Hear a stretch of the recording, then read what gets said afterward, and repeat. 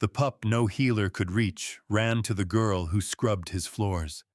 It was a whisper that became a rumor that became a legend spoken in the shadowed corners of the fortress. They said the Alpha King's son, his only heir, was a broken thing. A silent, wasting child with eyes that saw nothing, a body that refused to shift, and a soul that was slowly, inexorably, leaking away into the darkness. The greatest healers in the 5 kingdoms had come and gone, shaking their heads, their satchels of rare herbs and enchanted poultices utterly useless. The boy, Finn, was a ghost haunting the royal wing, a constant, quiet testament to the limits of even an Alpha King's power. Nessa knew nothing of this, not really. The whispers were for those who had time to listen. She had only the rough scrape of the bristles against stone, the biting scent of lye soap, and the endless, aching geography of the fortress's flagstone corridors. She was a creature of the floors, her world defined by dirt and polish, her existence measured in the buckets of gray water she hauled from dawn until long past dusk. Her bones were a symphony of exhaustion, her stomach a hollow, familiar ache. She was less than a ghost. She was invisible. The attack had come in the dead of winter, a flash of fire and snarling jaws that had consumed her tiny village on the kingdom's fringe. Rogues, they'd said. She'd been found shivering in the root cellar, the sole survivor, and had been brought to the capital as a ward of the crown, which was a prettier way of saying unpaid servant. Her life had become a series of hard surfaces and averted eyes.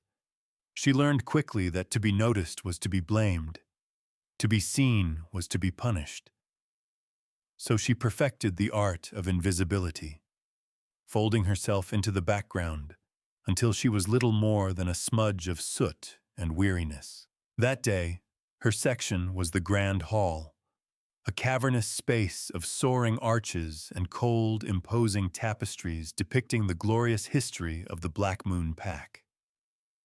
She was on her hands and knees, scrubbing at a particularly stubborn bit of dried wine near the base of the dais, when the chaos erupted. A shriek, a frantic shout from a nursemaid, the heavy tread of guards' boots. It was the familiar sound of trouble, and Nessa's first instinct was to make herself smaller, to press herself into the stone and pray the storm passed her by. But the storm came for her. A small shape, a flash of white linen and pale hair, darted from the royal wing. It was a child. He ran with a desperate, unsteady gait, his bare feet slapping against the polished stone. He wasn't running aimlessly. He was running with a purpose that seemed far too great for his tiny frame. He was running straight for her. Nessa froze, her heart a frantic bird against her ribs. The boy, the princeling, Finn, skidded to a halt before her. He was smaller than she'd imagined, fragile as a winter leaf. His eyes, which they said were vacant, were fixed on her with a luminous, terrifying intensity. They were the king's eyes, she thought with a jolt of panic. Molten silver, like twin moons. He didn't stop. He stumbled the last few steps and crashed against her, his small arms wrapping around her leg, his face burying itself in the rough-spun fabric of her skirt. A sound left him, a sound the entire fortress had been waiting months to hear. It wasn't a word. It was a raw, guttural whimper of desperate, profound relief. The silence that followed was more deafening than the preceding chaos. The guards froze. The nursemaid's jaw hung open. They all stared, not at their lost prince, but at the insignificant servant girl he was clinging to as if she were the only solid thing in the world. And then the true storm arrived. He didn't walk into the hall. He materialized, a shift in the very air, a sudden drop in temperature. Alpha King Ronan was not a man. He was a natural disaster carved into the shape of one. Massive, broad-shouldered, radiating a power that was a physical force, a pressure against the skin. His presence crushed the air from Nessa's lungs. His eyes, the same molten silver as his son's, swept the room and landed on the scene with the force of a physical blow. Rage. It was a living thing, a palpable heat that rolled off him in waves. His wolf was at the surface, a predator denied its due, and its fury was directed entirely at her. At the filthy servant who dared to touch his heir. He moved, each stride a silent, predatory threat. He was going to kill her. The thought was calm, certain. He was going to tear her apart right here on the floors she had just scrubbed, and no one would even remember her name. He stopped just feet from her, a mountain of contained violence. His gaze was a physical weight, pinning her to the stone. She could feel the low, visceral growl vibrating in his chest, a sound that promised death. She squeezed her eyes shut, waiting for the end. But it didn't come. Instead, a different sound reached her, a soft sigh from the boy still clutching her leg. A warmth spread from the point of contact, a strange, pleasant hum that seemed to push back against the crushing weight of the king's fury. Ronan's growl faltered, choked off. A flicker of something other than rage crossed his face. Confusion, disbelief. His nostrils flared and his gaze sharpened, no longer looking at her as a threat, but as a puzzle. He was smelling her. Not the lie and sweat, she realized with a dizzying sense of unreality. He was smelling something underneath, something her own nose, dulled by a human heritage she'd never questioned, couldn't detect. His wolf, the beast that had been howling for her death moments before, was suddenly silent, stunned. And in that silence, a new word echoed in the vast, empty space of his mind. A word he hadn't allowed himself to hope for, a word that shattered his entire world. Mine. The world tilted on its axis. His mate. This slip of a girl, reeking of servitude and fear, was the other half of his soul. The cosmic, cruel joke of it was so profound, it almost brought him to his knees. But he didn't kneel. Not yet. He crouched, his movements suddenly deliberate, his eyes never leaving hers. He reached out a hand, not for her, but for his son. He gently touched Finn's back. The boy didn't flinch. He leaned into his father's touch, but refused to release his grip on Nessa's leg. For the first time in a year, Finn looked up at his father, and his silver eyes were clear. The fog was gone. A strangled noise escaped one of the healers. The king's head snapped up, his gaze locking with Nessa's once more. He was still on one knee, a position of supplication he had never taken for anyone. The irony was a blade in his gut. The power in the room had shifted, the graviton of the entire kingdom tilting to center on the terrified girl with the scrub brush still clutched in her hand. His voice, when it came, was a low, rough thing, a rasp of shattered stone and raw disbelief. It wasn't a command. It was a pronouncement, a revelation that echoed in the sudden, tomb-like silence of the hall. My son, whom no healer in the kingdom could reach, ran to the girl who scrubs my floors. He rose slowly, his silver eyes burning with a terrifying mix of possession, fury, and something that looked unnervingly like reverence. He looked at the assembled guards, the healers, the servants, all frozen in a tableau of shock. Then his gaze returned to Nessa, pinning her, claiming her, damning her. You came here to beg for your life, he rasped, the words a vow that sealed her fate. But it is I who have been brought to my knees. Nessa was no longer invisible.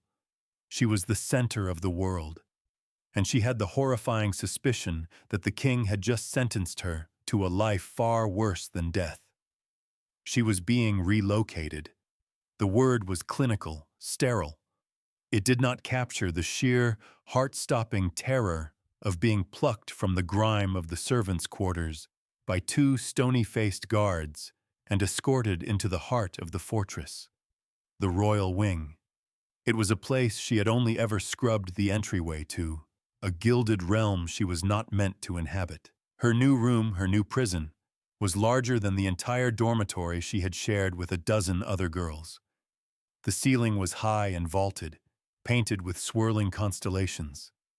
A fire roared in a marble hearth, casting a warm, dancing light over plush velvet chairs, and a bed so large and piled with furs it looked like a snowdrift. The air smelled of dried lavender and beeswax, a stark, dizzying contrast to the damp and mildew she was used to. It was an opulence so profound it felt like a threat. For your protection, Ronan had said, his voice a low growl that brooked no argument. But it didn't feel like protection. It felt like captivity. She was a curiosity, a tool, the girl who calmed the prince. Her proximity to Finn was now deemed a medical necessity, and so she had been installed in the chamber adjoining the prince's own, a gilded cage with a spectacular view of her own lost freedom. A woman was waiting for her in the room. She was old, her face a roadmap of wrinkles, her white hair braided with silver clasps, but her eyes were sharp and intelligent, missing nothing. This was Elspeth, the pack's head healer, the one who had failed to cure the prince. There was no resentment in her gaze, only a deep, scholarly curiosity. The king has commanded that you be made comfortable, Elspeth said, her voice like the rustle of dry leaves. She gestured to a wardrobe that stood against one wall. Clothes have been provided. You will dine here with the boy. Nessa said nothing, just clutched her hands together to stop their trembling. The clothes she wore, her only set, were threadbare and stained.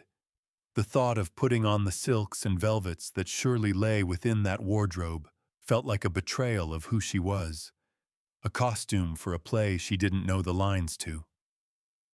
Why? Nessa finally whispered, the word raw in her throat. Why me? Elspeth looked at her, truly looked at her, for a long moment. A question I suspect we will be answering together. The boy has been untethered. His soul and his wolf have been drifting apart. It is a rare affliction, one that happens when a pup's anchor is missing or broken. Nothing we did could forge a new one, and then he found you. I don't understand any of this, Nessa said, her voice shaking. I'm just a servant. Are you? Elspeth asked softly, a strange lilt to her voice. Child, in all my years, I have learned that the world is full of stories, and the most powerful ones are those we do not know we are a part of. The king sees it. His wolf sees it. I am beginning to see it too. Days bled into a strange, disorienting routine. She spent her hours with Finn. The boy was transformed in her presence. He spoke, at first in single words, then in halting sentences. He would sit beside her for hours, his small hand often tucked into hers as she stared out the leaded glass window. The warmth she had felt in the hall was a near-constant presence now, a low hum beneath her skin whenever he was near. It was calming, yes, but it was also draining, leaving her feeling hollowed out and exhausted by day's end. Ronan was a constant, brooding presence. He would appear at all hours, a shadow in the doorway, his silver eyes watching them. He rarely spoke to her directly. His conversations were with his son, but his gaze was always on her. It was a possessive, searching gaze that stripped her bare, looking for something she didn't know she had. The incomplete bond between them was a taut wire, thrumming with unspoken tension. When he was angry, a frequent occurrence during his council meetings, the sounds of which drifted up from the floor below, she would feel a phantom heat in her chest, a burning echo of his rage. When he was near, the air crackled, and a strange, molten pull in her gut urged her to move closer, a terrifying instinct she fought with every fiber of her being. One evening, he entered the room as Elspeth was examining Nessa's hands. The healer had been fascinated by them, turning them over and over in the firelight. "There is a light in you, child," Elspeth was murmuring. "Faint, but it's there. A bloodline I thought was lost to dust." Ronan stopped dead. "What did you say?" Elspeth looked up, unafraid. "Her lineage. I recognized the echo of it. The scent on her skin, beneath the fear. The warmth she generates. It is Lumina." The name meant nothing to Nessa, but to Ronan, it was a thunderclap. He strode forward, grabbing a heavy, leather-bound tome from a bookshelf. He slammed it down on the table, dust motes dancing in the firelight. He flipped through ancient, crackling pages until he found what he was looking for. A faded illustration of a woman with light streaming from her hands. A wolf with glowing eyes kneeling at her feet. "The Lumina bloodline," Ronan said, his voice a harsh growl. "Anchors, stabilizers, able to calm the feral rage in a wolf, to soothe the fractured soul. They were said to bring balance. A line of powerful females, hunted to extinction centuries ago by the Vanthorns of Blackwood for their power." He looked up from the book, his molten eyes locking onto hers.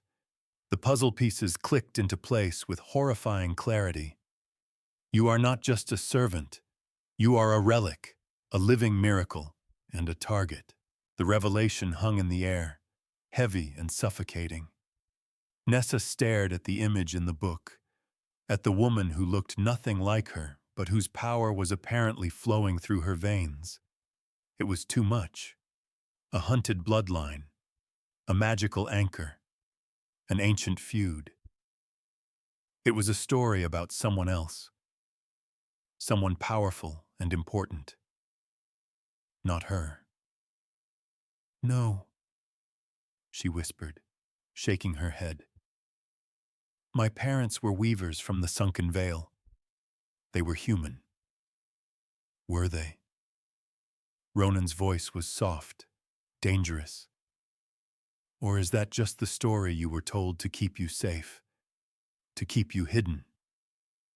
He reached out, his fingers hovering just inches from her cheek. She could feel the searing heat of him, the raw power of the Alpha King, the primal pull of the mate bond. "Your humanity is a lie, Nessa. A cloak you've worn for so long you've forgotten what's underneath. But my son knew. My wolf knew. And now the whole world is about to find out." The weight of his words, of her newfound history, pressed down on her. She wasn't just a prisoner in a gilded cage anymore. She was the cage's most prized and most endangered treasure.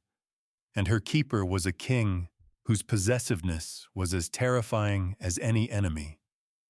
The news of Finn's miraculous recovery rippled through the fortress and then the kingdom. The official story was that Elspeth's healing had finally taken hold. But the whispers told a different tale. They spoke of a servant girl, of a sudden move to the royal wing, of the king's obsessive attention.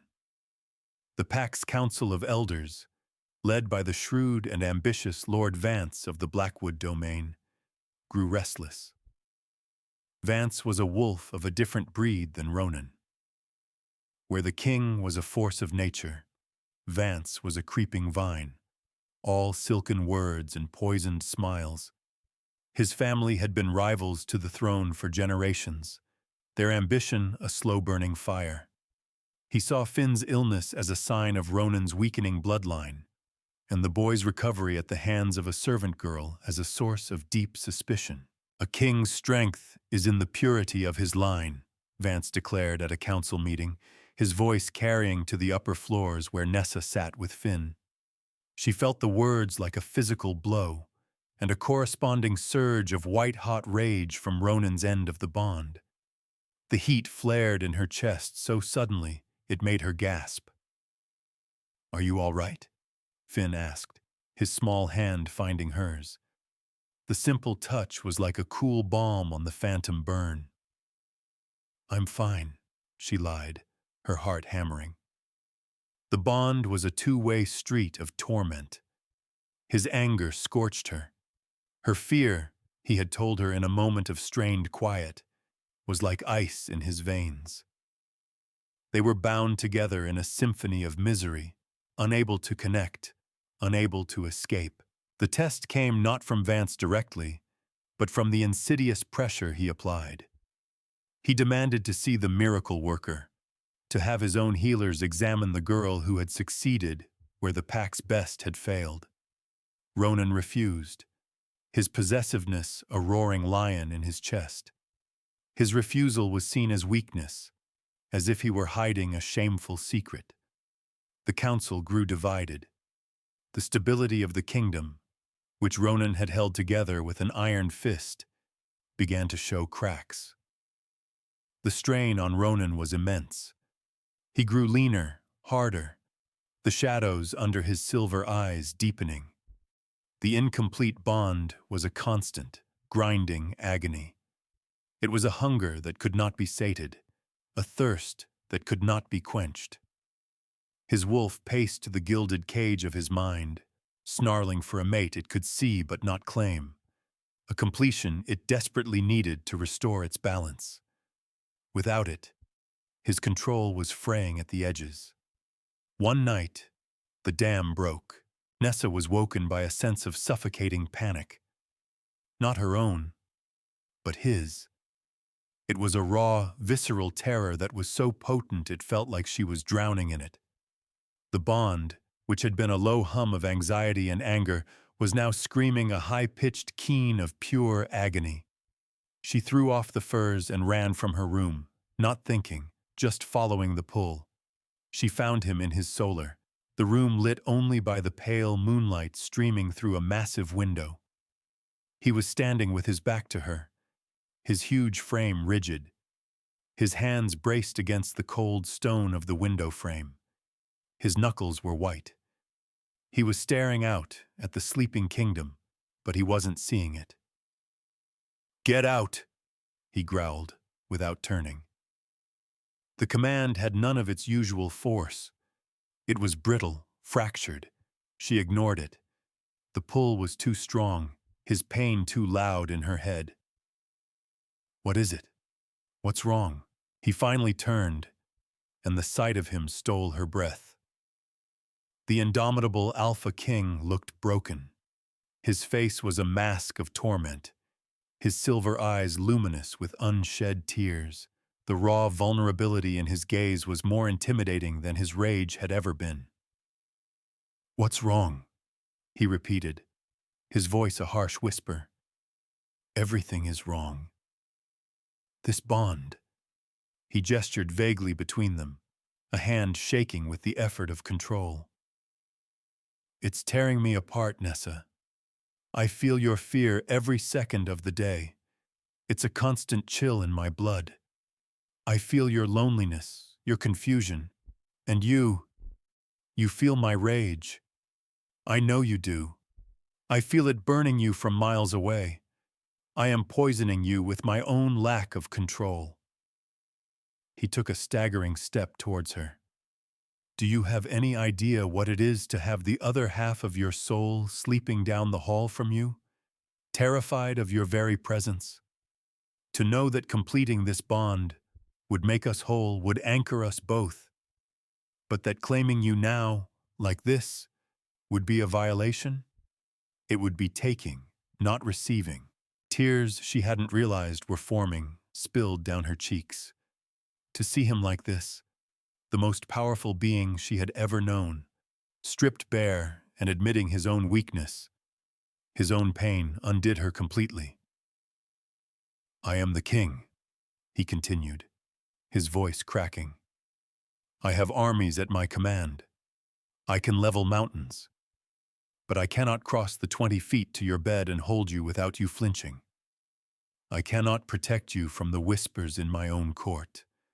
I cannot protect you from the very thing that binds us together."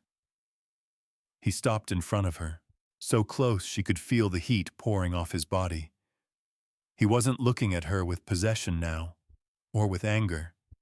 He was looking at her with a desperate, aching need that mirrored the hollow place in her own chest.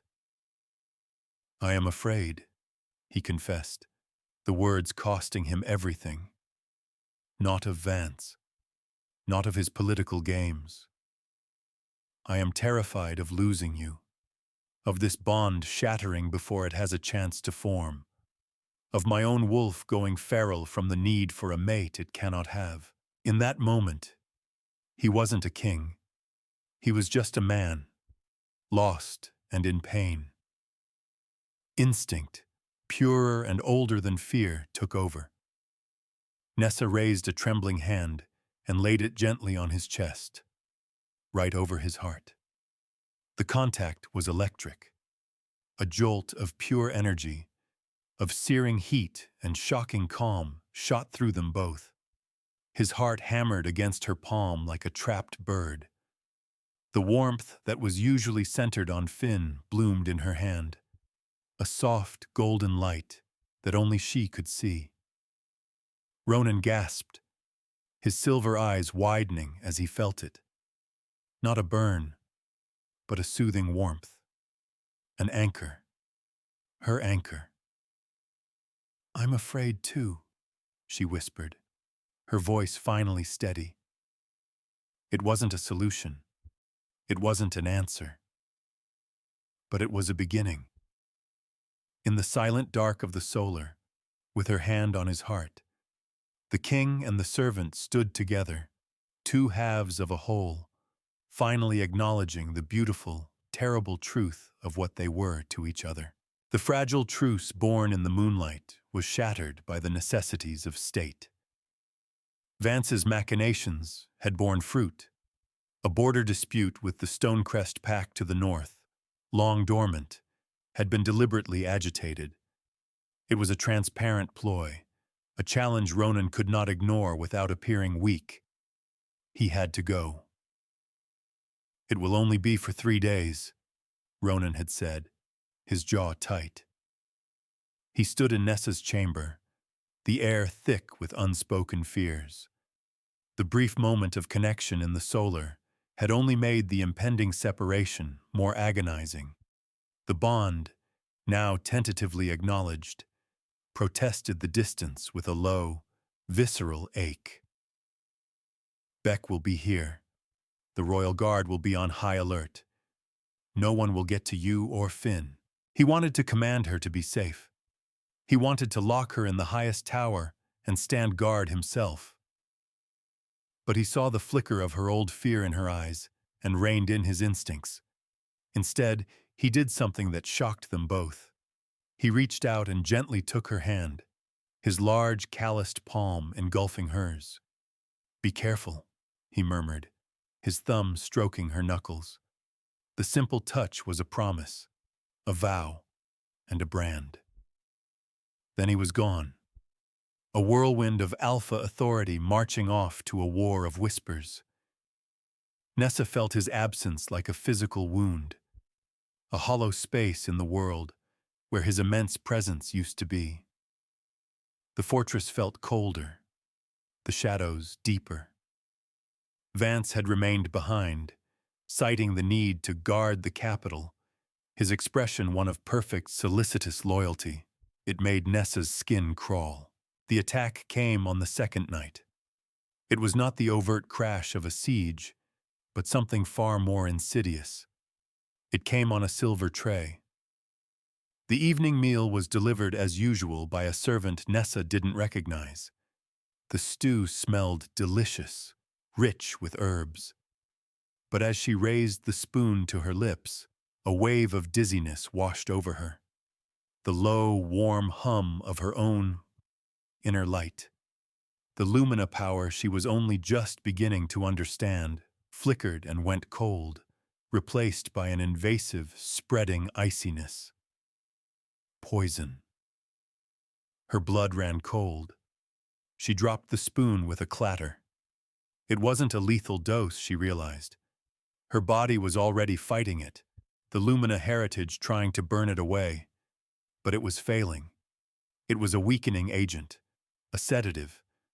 They weren't trying to kill her. They were trying to take her. Finn, who had been playing with carved wooden wolves by the fire, looked up, his brow furrowed. "Mama Nessa? You're cold!" Panic, sharp and clean, cut through the drug's haze. They wouldn't just take her. They would take him too, or kill him to get to her. The thought ignited a fire in her veins that the poison could not quench. This was her pup now, in all but blood, her responsibility, her anchor, and she would not let them have him. Her mind raced. The guards outside the door were Ronan's most trusted. But the servant was new, an infiltrator. Shouting for help was useless. They would be on her before anyone could react. She had to think. She had to act. "Finn, come here," she said, her voice steady despite the tremor in her limbs. He ran to her side. "We're going to play a game. A hiding game. You need to get into the wardrobe and be very, very quiet, no matter what you hear. Can you do that for me?" He nodded, his silver eyes wide but trusting. She helped him into the massive wardrobe, burying him behind a wall of velvet cloaks and furs. "I love you, little wolf," she whispered, kissing his forehead. Then she turned to face the room, her fear eclipsed by a raw, feral protectiveness she'd never known she possessed. She wasn't a servant anymore. She wasn't a victim. She was a mother defending her cub. She staggered to the hearth, her legs threatening to buckle. She couldn't fight them, not with strength, but she could be clever. Her eyes landed on a heavy, ornate porcelain vase on the mantelpiece, a gift from some long-forgotten emissary. It was positioned directly beside the main window, a window she knew was visible from the main guard tower on the outer wall. With a surge of adrenaline, she heaved the priceless object, her arms screaming with the effort. She hurled it at the window. The sound of shattering glass and porcelain was an explosion in the quiet night. An alarm. It was her only warning. The door to her chamber burst open, splintering from its hinges. Two men, clad not in the king's livery, but in the dark leather of Vance's Blackwood pack, filled the doorway.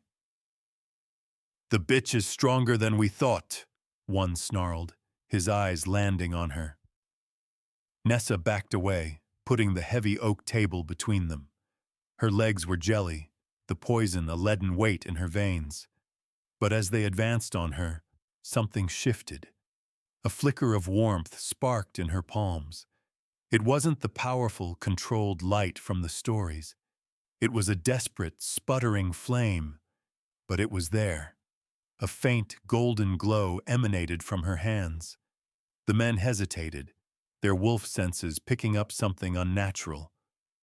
"What in the hell's—" That momentary pause was all that was needed. Miles away, on the cold northern border, Ronan was concluding the tense negotiations. He felt the bond spike first, a wave of dizziness, a spreading coldness in his own gut that mirrored the poison in hers. He stumbled, leaning on the table for support. His beta, Beck, was at his side instantly. "My lord? Are you well?" But Ronan wasn't listening. The cold was replaced by a jolt of pure, undiluted terror, her terror. It was a psychic scream that ripped through his soul. Then a new sensation, a flicker of warmth, of defiance, of her power. And then the sound of shattering glass echoing not in his ears, but in his mind. He was moving before the thought was even complete. The diplomatic niceties, the kingdom, the border dispute, it all vanished. There was only Nessa, in danger. He let out a roar that was not human, a sound of pure, unadulterated rage that shook the very foundations of the tent. He shoved past his stunned guards, his body already changing, his skin stretched, bones cracked and reformed, his clothes shredding as the massive, monstrous form of his alpha wolf burst forth. He was a creature of nightmare and legend, twice the size of any normal wolf, his fur the color of midnight, his eyes burning with the molten silver of a vengeful moon. He didn't run. He devoured the ground, a black streak of fury tearing through the forest, ignoring the paths, crashing through underbrush. The bond was a beacon, a screaming arrow pointing him home. He felt her fear. He felt her defiance. He felt the foul taint of the Blackwood wolves near her, and he promised a death so terrible the bards would not dare sing of it. Back in the chamber, Vance's men had recovered from their shock. They lunged for Nessa. She screamed, a raw, desperate sound, as one of them grabbed her arm, and then the window didn't just shatter. It exploded inward, a storm of glass and splintered wood. The Alpha King arrived. Ronan's wolf form crashed into the room, landing in a crouch, a low, guttural growl vibrating the very stone beneath their feet. He was a vision from hell. Saliva dripped from jaws that could snap a man in two, and his silver eyes were not just angry, they were voids of cold, calculating murder. The man holding Nessa's arm froze, his face a mask of pure terror. He had time for one last, whimpering breath before the alpha wolf crossed the room in a blink. There was a blur of black fur, a sickening crunch of bone, and the man was simply gone, thrown against the far wall with enough force to shatter stone. The second man drew his blade, a foolish, reflexive act of defiance. Ronan didn't even slow down. He met the man's charge, his massive paw swiping the sword, and the arm holding it away. A second snap, a choked scream, and it was over. The silence that descended was absolute, broken only by the Alpha's heavy, ragged breathing. Slowly, the monstrous form turned. The burning silver eyes, still alight with feral rage, fell upon Nessa. She was cowering against the wall, her own power forgotten, her heart about to burst. For a terrifying second, she wondered if he could even tell friend from foe in his rage. But then the fury in his eyes softened, just a fraction. The massive wolf took a slow, deliberate step towards her, then another. He stopped before her, lowering his great head until his eyes were level with hers. He nudged her gently with his snout, a gesture so tender, so at odds with the carnage he had just wrought, that it broke her. A sob escaped her lips. He whined, a low, mournful sound deep in his chest. "I have you." The words weren't spoken, but she heard them in her soul, a promise sealed in blood and fury. "I have you." The attempted abduction had stripped away all pretense. Lord Vance was a traitor. He fled the capital before Ronan's blood had cooled, but he did not go empty-handed. In the chaos, his remaining loyalists had snatched a handful of servants from the lower levels, among them Nessa's only friend, Posey. He retreated to the one place Ronan's father had never been able to conquer, the Shadowmire Keep, an ancient, crumbling fortress in the heart of the Blackwood territories, a place rumored to be haunted by the ghosts of his savage ancestors. Vance's message was delivered by a terrified courier, pinned to the man's chest with a blackwood dagger. The terms were simple. The girl for the servants. He wanted the Lumina. He wanted Nessa. The council room was a tinderbox of rage and fear. Ronan, back in his human form, but no less terrifying, paced before the hearth like a caged storm. His generals called for an immediate assault, for the full might of the Black Moon Pact to descend upon Shadowmire and grind it to dust. "It's a trap," Nessa said, her voice quiet, but cutting through the martial fervor. All eyes turned to her. She stood beside the king's throne, no longer a servant, not yet a queen, but something new and formidable. Finn stood half-hidden behind her, his hand clutching her dress. "He knows you'll come with an army. He's counting on it. The keep is a maze of death traps. He'll slaughter the hostages before your first soldier gets through the gate." "Then what would you have me do?"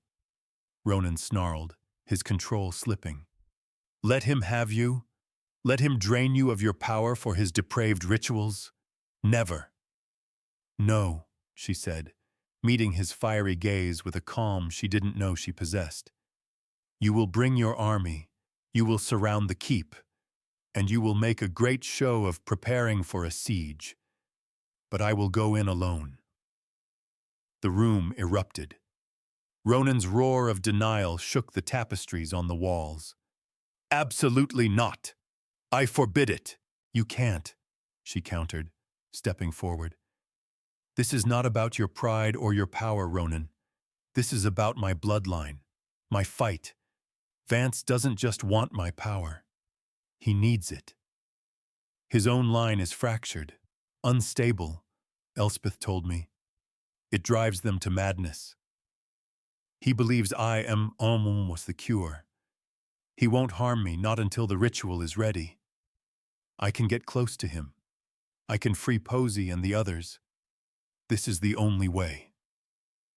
He stared at her, his jaw working, a war raging in his silver eyes. He saw not the terrified girl from the scullery, but a woman of terrifying resolve. A queen, in all but name. The bond between them thrummed, and through it, he felt not fear, but a cold, hard certainty. She was right. The plan was desperate, insane, and it was their only hope. Under the cloak of a new moon, Nessa approached the jagged silhouette of Shadowmire Keep. She was dressed in simple, dark wool, a lamb walking willingly into the slaughterhouse. As she passed the spot where Ronan and his elite guard lay hidden, she felt a surge of his love and terror through the bond, a silent prayer that clawed at her heart. She pushed it down, focusing on the cold resolve she needed to survive. Vance met her at the gate, his smile a triumphant, predatory slash. "I knew you would see reason," he said, his eyes drinking in the sight of her. "Your Alpha's honor is a weakness. Yours is a strength."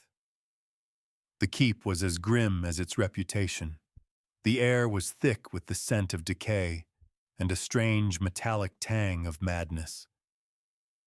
Vance led her to the central chamber, where Posey and the other servants were huddled in a crude cage, their eyes wide with fear. "The trade," Nessa said, her voice level. "Let them go," Vance laughed. "All in good time, my dear Lumina. First, you must give me what I need." He gestured to the center of the room, where a circle of crude, disturbing runes had been painted on the floor in what looked disturbingly like dried blood. "My bloodline has grown thin. We crave the fight, the kill, but we lack the anchor to bring us back. You will be that anchor. Your light will purify the darkness in us." As he spoke, the main gates of the keep groaned open. It was too soon. Ronan was supposed to wait for her signal. Panic flared in her chest, and she heard Vance's men shouting from the battlements. Ronan, unable to bear the waiting, had begun his assault. Vance's face twisted in fury. "The fool! He will doom us all!" He lunged, not for Nessa, but for the cage. "If I cannot have the cure, then I will take the cause." He intended to kill the hostages. At that exact moment, the chamber's main doors exploded inward. Ronan, in his full alpha form, stood silhouetted against the chaos of the bailey, his eyes burning silver pits of hatred fixed on Vance. But he was not alone. Foolishly, in his haste to keep him safe, he had brought Finn, sheltered by his most elite guard. A mistake. Seeing his opening, Vance changed tactics. He abandoned the cage and darted towards the cluster of guards, a silver blade appearing in his hand. He was impossibly fast, a blur of black leather. He snatched Finn, holding the blade to the boy's throat before anyone could react. "Stand down, Ronan!" Vance shrieked, his sanity completely gone. "Or your precious heir dies." The world stopped. Ronan froze, a guttural sound of pure agony tearing from his wolfish throat. Nessa saw it all in that horrifying, suspended moment. Her friend, trapped, her mate, helpless, her son, with a knife to his throat. Something inside her didn't just break. It detonated. The quiet, flickering warmth she had held within her, the gentle light she used to soothe a troubled pup, erupted. It was not gentle. It was not calm. It was a nova, a silent, screaming explosion of pure, untamed life force. A blinding, searing, luminous wave of golden light burst from her, sweeping through the chamber. It was the light of 1,000 suns, the warmth of the first creation, the raw, unbridled power of life itself. The force of it threw everyone, Vance, Ronan, the guards, from their feet. Dust and stone rained from the ceiling. The very walls of the ancient keep groaned as if in protest. The light was a physical presence, a roaring inferno of blinding energy that centered on Nessa. Her hair was whipping around her, her feet lifted from the ground. Power, terrifying and absolute, poured through her. But it was too much. It was a river with no banks, a fire with no fuel but her own soul. It was consuming her, burning away her thoughts, her identity, her very self. She was dissolving into the light. "Nessa," Ronan's voice. Not through the air, but through the bond. He was on his feet, staggering, his wolf form receding as he fought to reach her through the blinding torrent. He couldn't touch her. He couldn't get close. But the bond held. It was a single, steady thread in the heart of a hurricane. "I have you, Nessa. Anchor to me." His love, his fear, his strength, his entire being poured through that thread. It was a rock in the raging sea of her own power. She felt it, a point of stability in the chaos. "Anchor to me." She grabbed onto his presence in her mind, her soul, her everything. She focused the storm. With a final, silent scream that was felt rather than heard, she pushed the power outward. But it wasn't a wave of destruction. She wove it, shaped it with Ronan's strength as her guide. It was a wave of pure order, of celestial calm, of absolute balance. It washed over Vance and his men, not burning them, but cleansing them. It didn't destroy the madness in their blood. It healed it, untangling the knots of centuries of rage and pain. Vance dropped the knife and collapsed. Not dead, but weeping. The first sane tears his family had shed in generations. The light receded, folding back into Nessa, until all that remained was a soft, golden aura around her. She floated gently to the floor, her legs collapsing beneath her. Before she hit the ground, Ronan was there, his arms wrapping around her, pulling her tight against his chest. She was exhausted, drained, but she was whole. She was home. "I have you," he whispered, his voice thick with emotion, burying his face in her hair. "I have you." In the aftermath, the world settled. Lord Vance, his madness cured but his crimes unforgivable, was stripped of his title and his wolf, exiled to the feral lands beyond the mountains, a fate some considered worse than death. His people, their bloodlust calmed by Nessa's light, swore fealty to Ronan. Their pack absorbed and their ancestral home of Shadowmire Keep cleansed and sealed.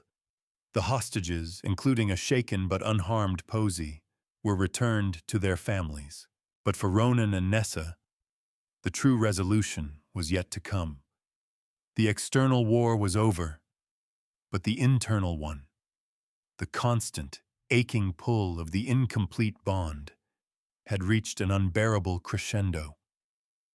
With the threat gone, there was nothing to distract from the deep, primal need that hummed between them, a string stretched to its breaking point. They were in the king's chambers, the same opulent room where she had first felt like a prisoner. Now it felt like a sanctuary. A fire crackled in the hearth, casting a warm, golden glow that mirrored the soft light that now seemed to permanently cling to Nessa's skin. Finn was asleep in the next room, his breathing even and steady, his soul finally and completely tethered to the world. Ronan stood by the window, watching her. He had shed his royal tunic and stood only in his linen shirt and dark trousers. He was not a king in that moment, nor an alpha. He was a man, awestruck and humbled, looking at the center of his universe. "You saved us," he said, his voice low and rough with emotion. "You saved my son. You saved my kingdom. You saved me from myself." "We saved each other," she replied softly, rising from the velvet chaise. She crossed the space between them, no longer hesitant or afraid. The pull that had once terrified her now felt as natural as breathing. She stopped before him, placing her hand on his chest, right over his heart. The beat was a frantic, powerful rhythm beneath her palm. "The bond," he whispered, his silver eyes dark with need. I can't." "I know," she said, her own voice trembling. "It hurts." He shook his head, his hand coming up to cup her face, his thumb stroking her cheek with impossible gentleness. "No, not anymore. It doesn't hurt. It just is. It's everything. And it's not enough." This was it. The final step. The claiming. It was not a conquest, not a submission. It was a mutual surrender, a homecoming. He lowered his head, and his kiss was not the savage claiming she might have once feared, but an act of pure reverence. It was a question, a plea, a promise. It spoke of lonely nights and a shattered soul now made whole. She answered with a passion that stunned them both, her arms wrapping around his neck, pulling him closer, demanding all of him as he demanded all of her. With a low growl of adoration, he swept her into his arms and carried her to the massive bed, laying her down amongst the furs as if she were the most precious treasure in his kingdom. He hovered over her, his eyes tracing every line of her face. "Nessa." He breathed her name like a prayer. She reached up, her fingers tangling in his dark hair, pulling him down to her. "Ronan." He moved to her neck, his lips tracing a path of fire along her skin. She arched into him, her senses overwhelmed by the scent of pine and winter and pure alpha male. This was not about power or thrones. This was about two souls, lost for an eternity, finally finding their way home. He paused, his lips hovering over the sensitive skin of her shoulder, where the neck met the collarbone. "Are you sure?" The question was a whisper through the bond, a final offering of choice. "Always," her soul whispered back. He bit down. It was not pain. It was a surge of pure, white-hot energy, a supernova of sensation. Her own lumina light flared, meeting the ancient power of his alpha lineage. The bond, a taut wire, snapped, but it didn't break. It dissolved, flooding them both, merging them. His memories became hers, a lonely boy king, the weight of a crown, the despair over his son. Her memories became his, the cold of the cellar, the ache of hunger, the terror of invisibility, the fierce, burning love for a pup not her own. They were no longer two separate beings, but one continuous soul, intertwined and inseparable. When it was over, they lay tangled in the furs, panting, their skin glowing in the firelight. The ache was gone, replaced by a profound, unshakable peace. He was hers. She was his. They were one. Months later, Nessa stood on the balcony overlooking the capital, Ronan's arms wrapped securely around her from behind, his chin resting on her shoulder. She was no longer Nessa the servant. She was Luna Queen Nessa, his mate, his equal, his heart. She wore a gown of midnight blue that matched his eyes, and the crown on her head felt not heavy, but right. A new life grew within her, a second child, a new hope for their line. Below, the kingdom thrived. The integration of the Blackwood pack had been seamless, their wildness tempered by the balance she brought. The harvest was bountiful, the people content. The king's light, they whispered, had finally returned. Finn, now a boisterous, happy boy who shifted at will into a clumsy but joyful pup, chased butterflies in the royal gardens below. His laughter drifted up to them, a sweet, perfect sound. "He's happy," Nessa murmured, leaning back against Ronan's solid chest. "We are all happy," Ronan corrected, his voice a low rumble against her ear. "Because of you. You walked into my hall to die, my little light, and instead, you gave us all life." He kissed the spot on her shoulder, the swirling silver mark of his claim that pulsed with a gentle warmth. "I have a kingdom at my feet, but my world is right here, in my arms." She turned in his embrace, her hands coming to rest on his chest, her heart beating in time with his. The love she felt for him was a vast, luminous thing, a force of nature that rivaled his own. He was her king, her mate, her wolf. The man who had been brought to his knees, only to rise and help her find her own throne. Together, they were whole. Together, they were home. Thank you so much for listening to this story on His Wolf Knew First. If you enjoyed it, please leave a like and subscribe so you never miss a new tale. Drop a comment below telling me which moment moved you the most. Your support truly means the world to me, and I'll see you in the next story on His Wolf Knew First.